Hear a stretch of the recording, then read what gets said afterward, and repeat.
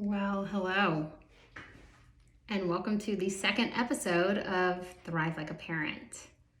I am so excited to get this podcast underway, and I felt that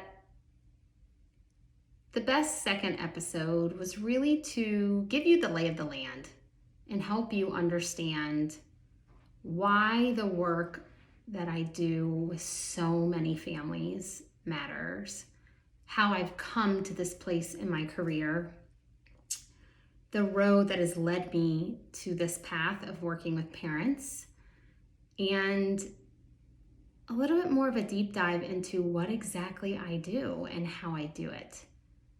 Because to give you the base and to give you the knowledge of how I've come to this place will hopefully give you a little bit more insight into who I am, why this work matters to me, why this work should matter to you, and how transformational parenthood can be.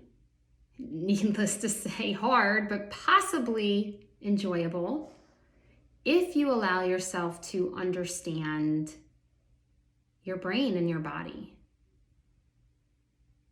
I have been a doctor of occupational therapy for, 12 years? Yeah, I think 12 years. Woo! I worked in pediatrics for over a decade. I knew from the moment I found occupational therapy in high school, I knew that's exactly what I wanted to do. I knew I wanted to help children. I was set.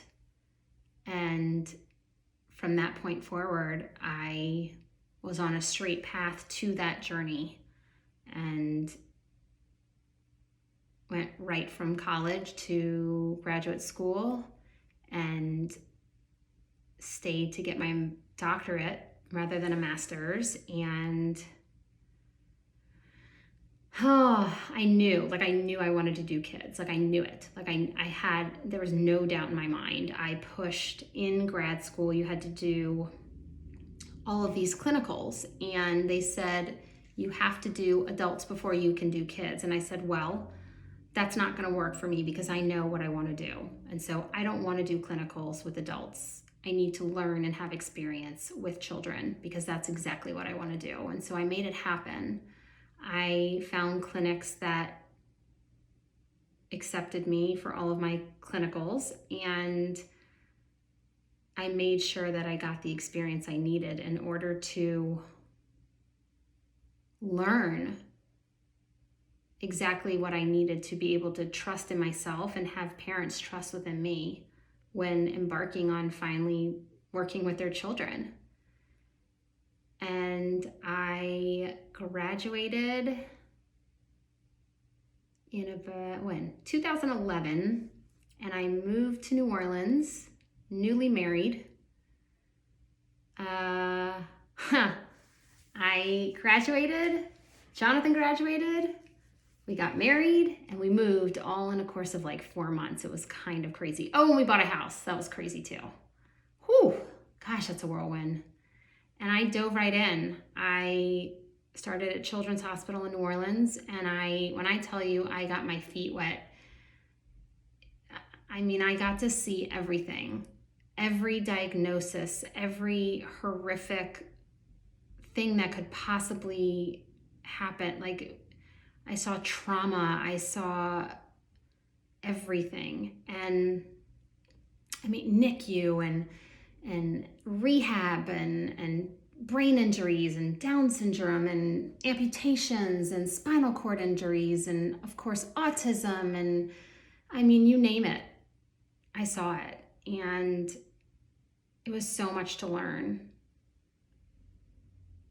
But I listened and I worked my ass off to understand each individual diagnosis, to understand each individual child, their family, and what it meant to truly be a support at a time where they needed it most. And I loved every freaking minute of it. But as I continued at Children's Hospital, what I recognized was it just didn't, it wasn't working, let's say. I was seeing clients for 30 minutes a day, back to back to back to back. I probably by the end of it had, 12 clients a day. No breaks for me. We were still doing paper charts nonetheless. I used to have a stack of about, sometimes 20 charts on my desk, and there was no time in between. And at the end of the day, I was spent and exhausted, and I wanted to be able to go home. And so I found that all of us clinicians were either writing our notes in the session, writing them at lunchtime, which means you didn't really have a break, or having to stay after and write them. And let me tell you about writing them in the session. Let me tell you about the mental fatigue and load of working with children when these parents are driving from all over the city to come see you once a week, clinging on to the hope that you can make the difference in your child's life, in that child's life. So they come in to see me for 30 minutes a week, and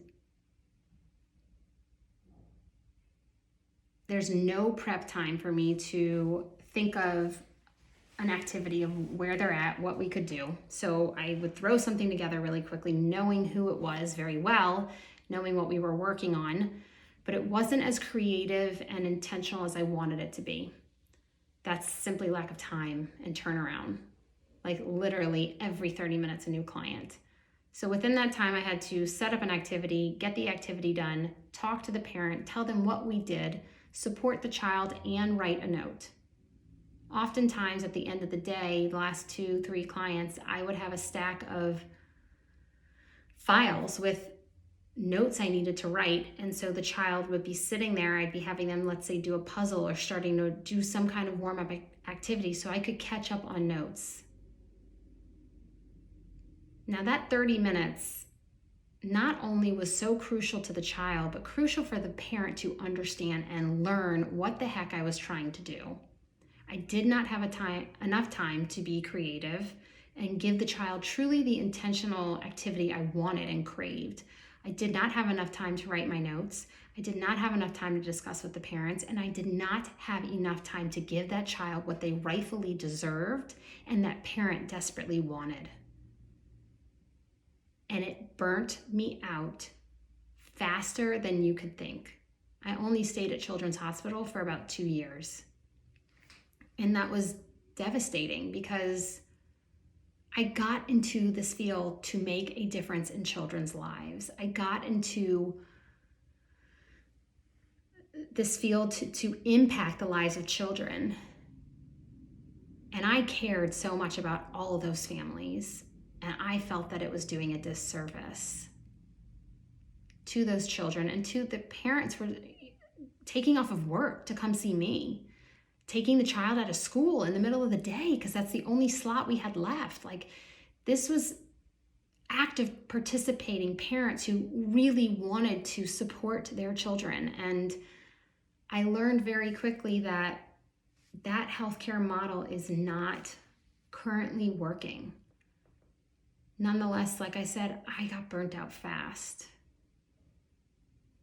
And so, very, very young clinician with big dreams, I decided to open my own clinic. But I wanted it to be different. I wanted it to be different than all the other clinics.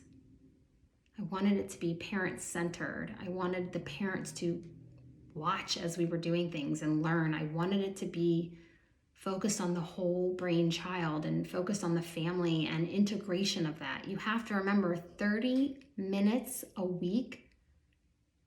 There's not much I can do with your child in 30 minutes a week when you have them the rest of the week. So this has to be an implementation of being able to basically train and teach the parent to become the expert. And I built that business for 6 years with my business partner from the ground up. I am very proud of that business. I had no earthly idea what the heck I was doing. But I freaking figured it out. And we were a good team. We were a really good team. During that time of building that business, I left Children's Hospital and found out I was pregnant with Charlie. And so I built the business while having a really hard pregnancy. I started contracting at about 16 weeks with both Charlie and Eli. Go into that story, I guess, on another podcast. Save it for another day. But yes, I had 2 NICU babies. And I was on bed rest for a lot of it, both pregnancies. But I still built that business from the ground up and showed up where I was needed, even through Charlie's NICU stay and Eli's NICU stay. And I made it work.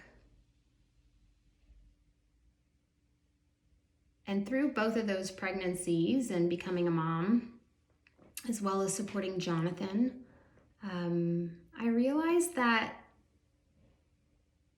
I was stretched extremely thin because I wanted to do all the things in all the places for all the people and all the reasons.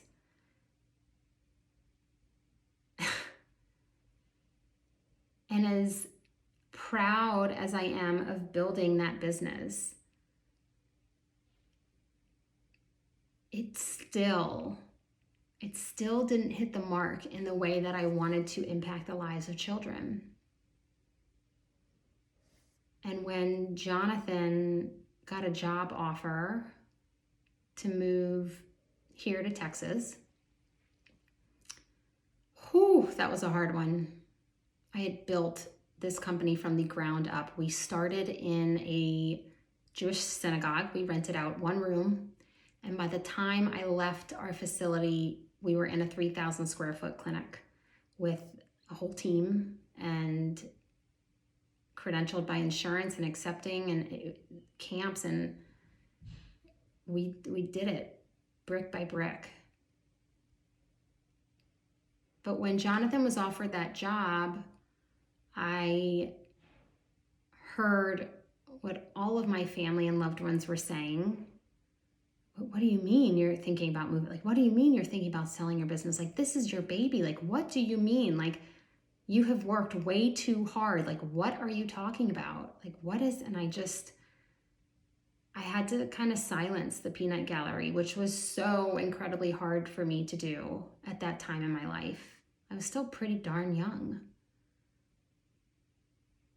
And I just sat with it. And I would stay up late at night thinking like, what do you want, Brooke? How do you feel? Like, what do you want, Brooke? Are you ready to let it go? What do you want here? And I didn't fully understand at the time why. After doing major processing and lots of time for myself, once we moved here to Texas, I realized that like I said, was stretched way too thin. And despite our best efforts to build a clinic that was different than anything that was prior out there, it still didn't hit the mark. And the reason it didn't hit the mark, and as I processed through once we moved to Texas, I realized moms and parents are tired. Like, we have enough on our plate. We have enough to do. So cue little OT over here that's like, hi, this is what we did today. This is what I need you to do at home. Like, can you please do and explaining what was going on. They're like, yeah, I gotta go. Like, on to the next thing. Like, I'm paying you, you're the professional, like, just get it done, right?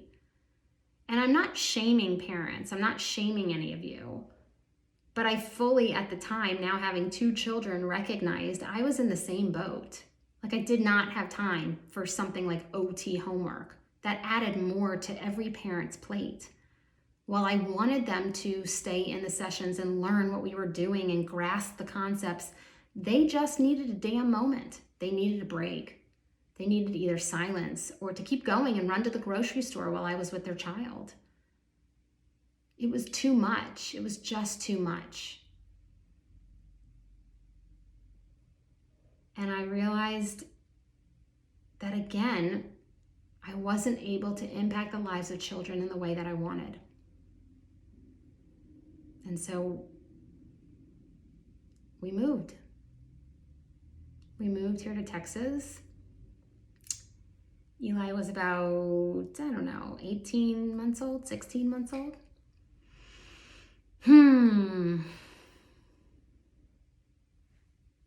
And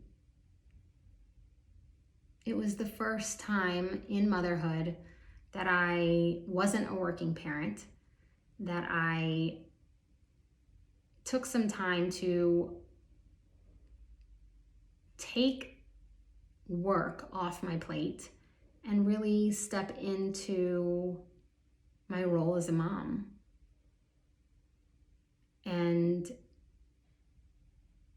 I processed so much. I walked and I did so much thinking during that time of just thinking about the business, what I individually did well, what I could have done better, what the business was functioning, how it was functioning well, what the business could have done better, why it didn't work, how could it have worked, what I would have done differently, what I would do again. Like, I just was kind of taking a mental, just processing through and taking data of all the experiences I had had up until then.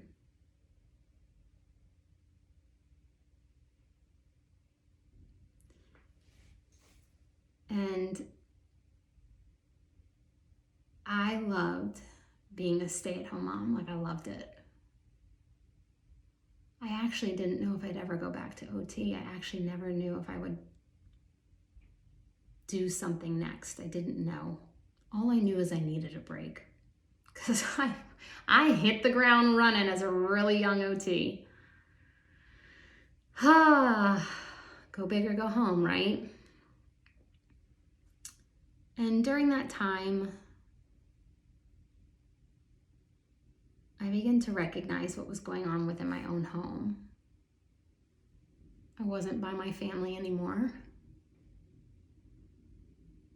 It was just Jonathan and I and the 2 boys in a state all on our own, starting over, and a lot of stuff came to light. I actually realized during that time, before stepping back into my next venture of life, as you now know, is working with parents, I realized things weren't going so well within our own home. And I realized that moms and parents really are freaking tired, because I knew all the book knowledge. I went to school, like, I knew all of it. I had years and years of experience and years of book knowledge, and I knew it all, but yet applying it to my own home as a mother was something completely different. Like, completely different. I'll give you an example. When Charlie was in the NICU, they called him a little wimpy white boy. That's what they called him, because he would fall asleep when I was trying to feed him. He wouldn't latch, and we had to bottle feed him while I pumped. I can't tell you the amount of times that I fed little NICU babies at Children's Hospital. I can't tell you how many times I did it at the medical daycare we had a contract at with my company. And yet I still could not figure out how to get my own son to take his bottle. And it drove me nuts because I should have known, right? I should have known what I was doing. Duh. But I didn't because it was my own child and it was harder. And once I realized that, I was like, all right, Brooke, you got this. Like, come on, let's do this. Like, you got to help your kids here. Things aren't going so well. Like, we got to turn this around. And so I took all of my knowledge and I started experimenting with how to support my own children within my own home on a daily basis rather than just thinking, oh, it's just a 30-minute session, right? Like how to apply the knowledge I had gained through my life experience and schooling and apply it into my own home on a daily basis. And what came out of that was what I now teach parents. I realized that my own dysregulation, my own sensory sensitivity, or my own fight or flight, my snapping at the kids or my frustrations, or like, it was because of me. It was not because of my kids. Kids are going to be kids. And yes, you very much learn through working with me that we have to support the child's brain, and we all have sensory differences, let's say. I don't want to call them issues, but we all tick in different ways. That's why I give you the sensory profile, because all of our brains function differently. Now, I know the world thinks it's cookie cutter black and white, and if you're not in that box of black and white, then they're going to peg you as some type of disorder. It doesn't really work that way. That's just like shaming every single human on the planet besides the ones that are just, quote, perfect. That shit doesn't happen. None of us are perfect. And so what I recognized is that I had to support my own nervous system. I had to support my own sensory system. And I built and I created and I experimented with a process that I now teach parents all over the world of how to regulate yourself in real time so that you don't snap at your kids, so that you recognize why you're snapping at your kids, so that you can understand when you're feeling burnt out, so that you can understand that you are possibly living in a state of fight or flight. And that is not only not healthy for your brain and your body, but it's definitely not healthy for your relationships with your family, your children's, your loved ones, your friends, your partner, your career. It's just, it builds up toxins and hormones and hell, probably produces a lot of the illness that is out there in the world today. But if you literally have absolutely no idea what your brain is doing, how it feels, and what your body needs, there's no way to support it. So what do you do without that knowledge? You just shame and guilt yourself because you think that you're the problem. You think that you're the one. Why can't I keep it together? Why can't I just hold it together for one freaking day? Why did I do that? Why did I snap again? This is me. I need to change. I can do better. You know what that's doing? That's literally building patterns in your brain to say you're the issue. And I'm telling you this not only from experience with all my clients, but I'm saying this from personal experience. I absolutely used to believe that I was the issue. I absolutely used to believe that I was crazy. I absolutely used to believe that I needed to change. I believed that I was broken. I believed that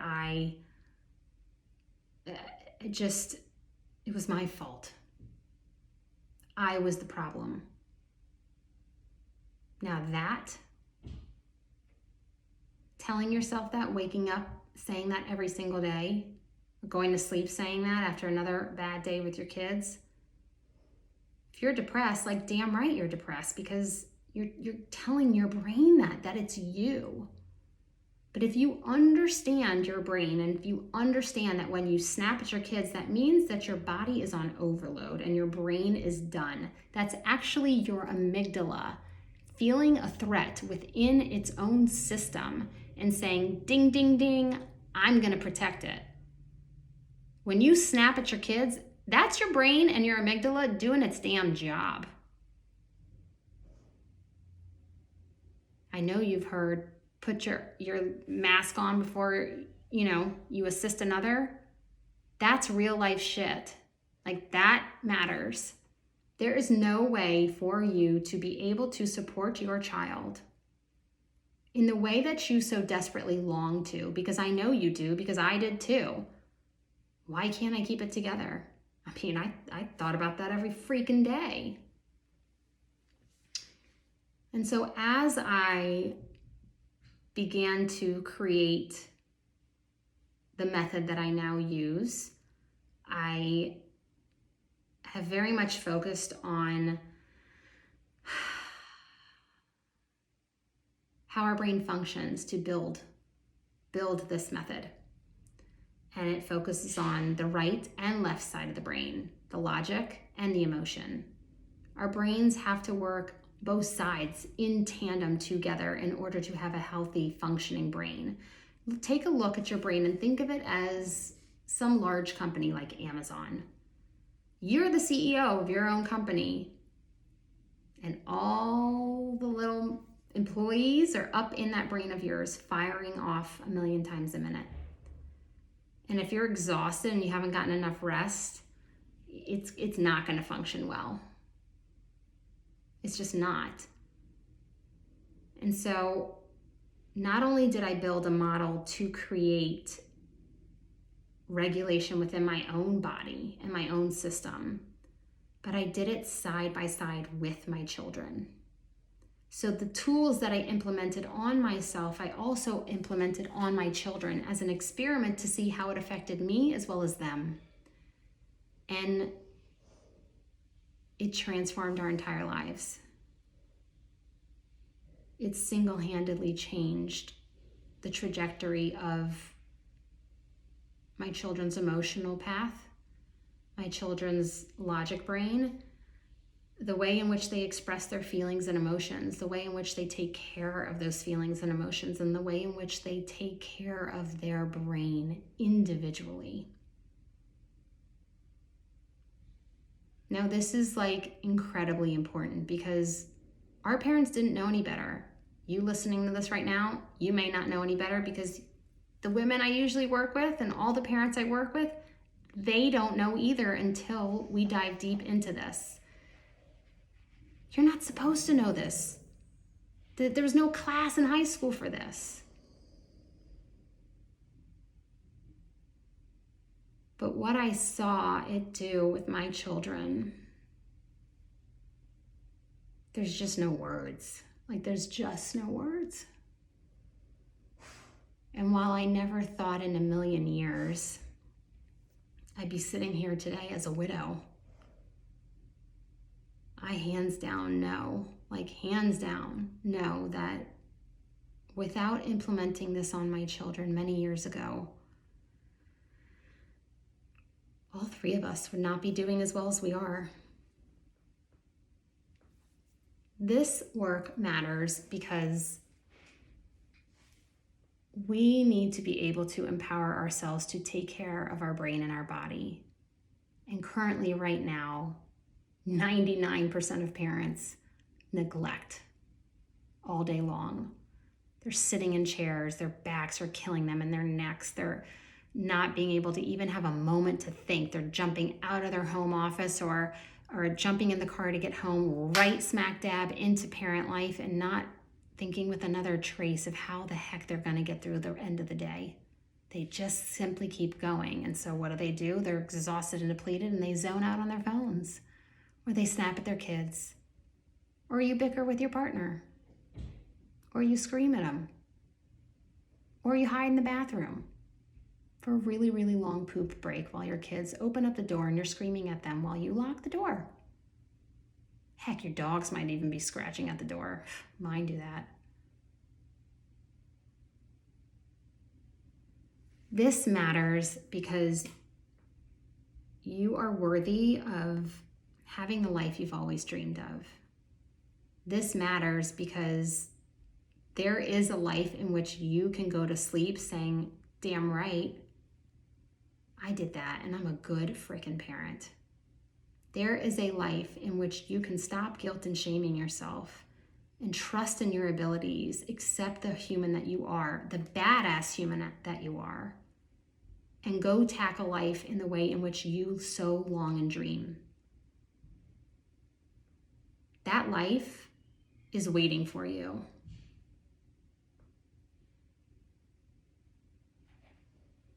It's waiting for you, and absolutely you can have that with all the ups and downs and highs and lows within my own life that I will share along the way of this podcast journey.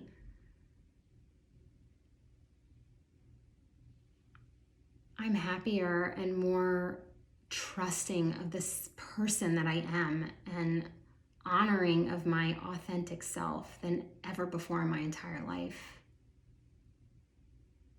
And I have more trust and faith in my children that they can hold their ground, understanding their brain and their body in order to express their feelings and regulate their emotions and take care of their nervous system. It allows them to one day be able to go up to a bully on the playground and say, hey, that doesn't feel good. I need you to back up. Expressing their feelings, sharing what they need, and vocalizing it. And this can be so crucially important in our children's lives growing up. They get a bad vibe of a teacher who pulls them in a room by themselves, or they're in a bad situation with a boy and a little girl is, having some fun tasting some substances they shouldn't be doing, right? Like, those are just some examples. But like, this work it's not only life-changing for you, but it's crucial for the next generation. When you and I were growing up, we would get on AOL and we'd have to sit there for 20 seconds. Type on AOL. Oh, I'm gonna get you. You were so mean to me in class today. Like, I'm gonna badmouth you right here because I couldn't say it to your face, right? Like, that started when we were kids. These screens, this world is stopping us from ever communicating vulnerably, in person, in real time, to each other's faces and saying, hey, yo, that's how I felt, and I need this from you. I need you to not do that. To be confident in who they are and express their needs. It's all a part of emotional and sensory regulation. All of it.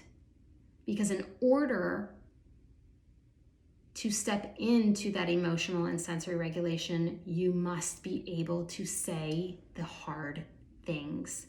Honor exactly how you're feeling and take care of whatever you're feeling and allow it.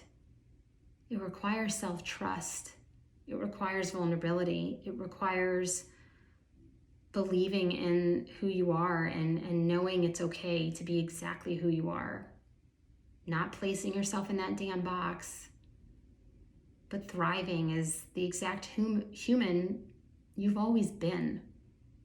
I've always, I should scoot into the microphone. I have always been this human. I know I said that pretty damn loud. I have. But through the course of my life and the box and the bubble that was placed around me from a very early age, those patterns were built early on of I'm too much, I'm crazy. I need to tone it down. I'm not enough. I'm annoying. I'm not, like, whatever those things are. We build those patterns for decades in your brain.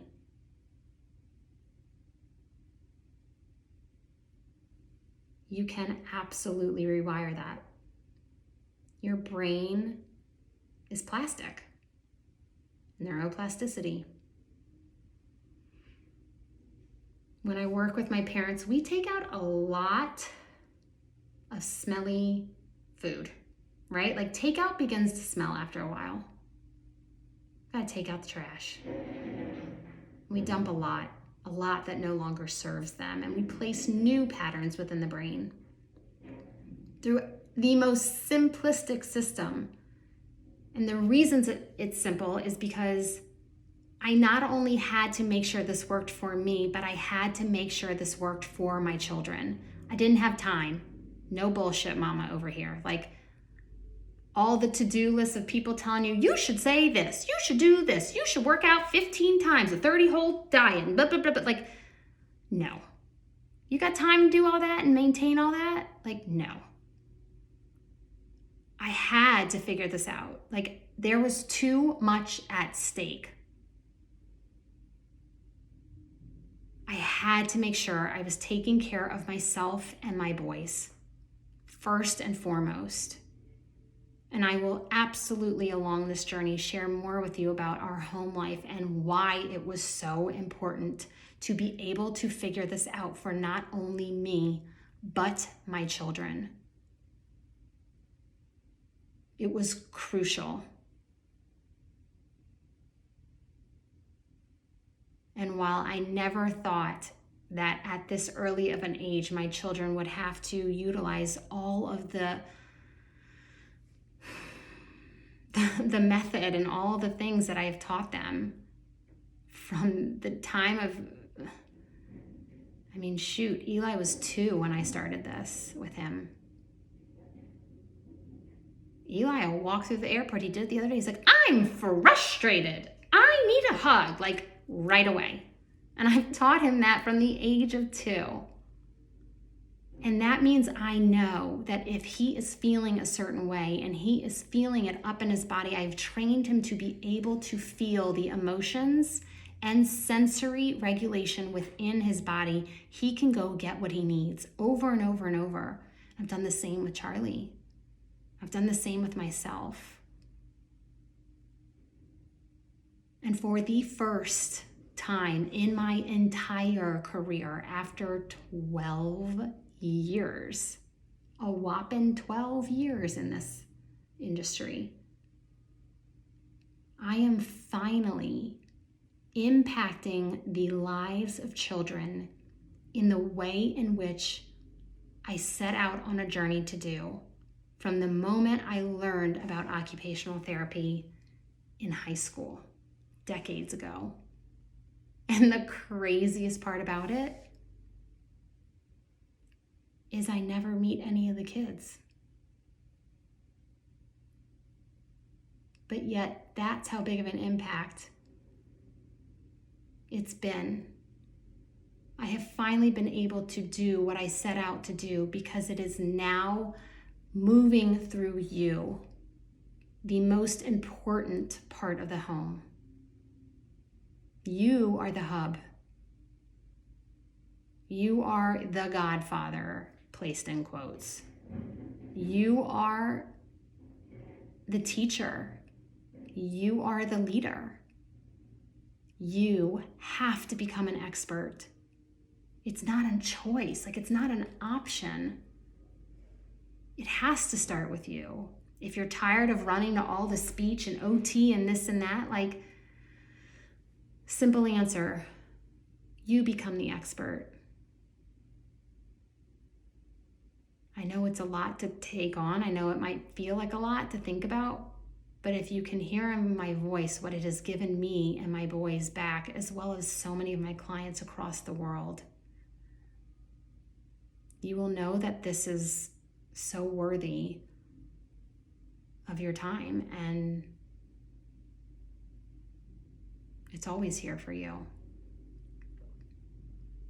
And because of seeing how it affected my life and my children's life, I knew I couldn't keep that secret. I knew I couldn't be like, oh, I figured it out, cool. You couldn't stop me even if you tried. Like, that's how much I love doing this. Because I see the shifts and changes and happiness that my families, not just moms, but my families get out of this. This is not something you hold on to by yourself. This is something you share. You share and you support others because we are all deserving of a happy, calm, peaceful life.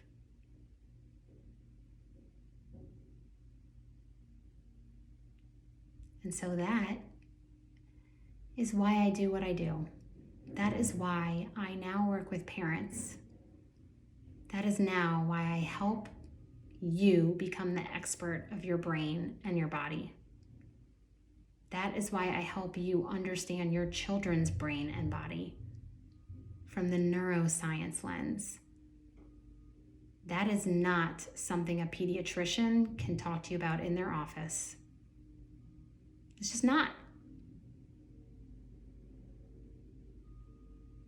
And so I'm very excited to share with you so much more, talk about all the juicy topics, tantrums and meltdowns and poop and pee and biting on everything and chewing their shirts and transitions and school and summer and widowhood, and I'll probably give you a lot of crazy details in between of my life.